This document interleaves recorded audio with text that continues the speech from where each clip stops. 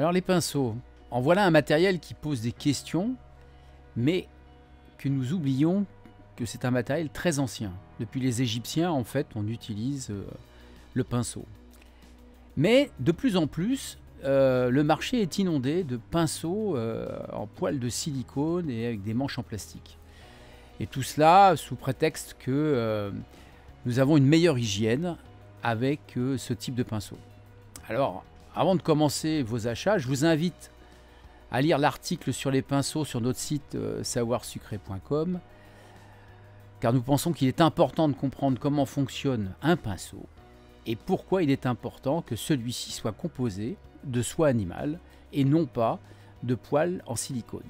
Alors rapidement, si vous ne voulez pas lire l'article, ce qui est quand même dommage, enfin bref, ce qu'il ne faut pas que vous oubliez, c'est que le poil de l'animal piège le liquide qui ensuite lui permet d'étaler régulièrement ce liquide sur le produit.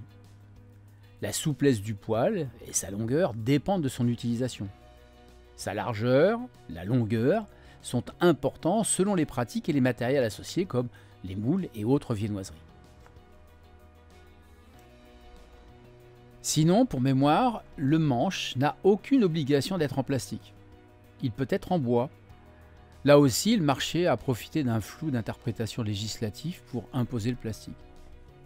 Le bois de hêtre est souvent utilisé comme support de pinceau car sa structure est suffisamment serrée et sous l'action de la chaleur, il ne diffusera pas d'essence de bois dans les préparations alimentaires. Là aussi, un petit rappel, le manche de pinceau ne doit pas être peint. En revanche, il peut être marqué pour l'identifier dans son utilisation.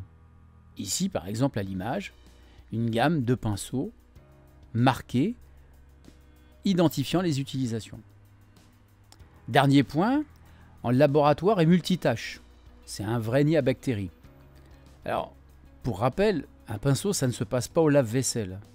Il faut prendre soin de bien nettoyer la soie au plus proche de la virole. Vous pouvez les passer ensuite à l'alcool et après essuyage, surtout pour ceux qui sont peu utilisés, bien les sécher. Sinon, n'oubliez pas qu'il existe un produit pour désincruster le gras des pinceaux et les débarrasser de leurs bactéries.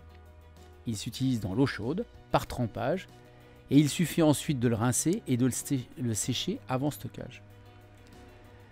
N'oubliez pas que le pinceau est votre ami et il vous accompagne dans la décoration.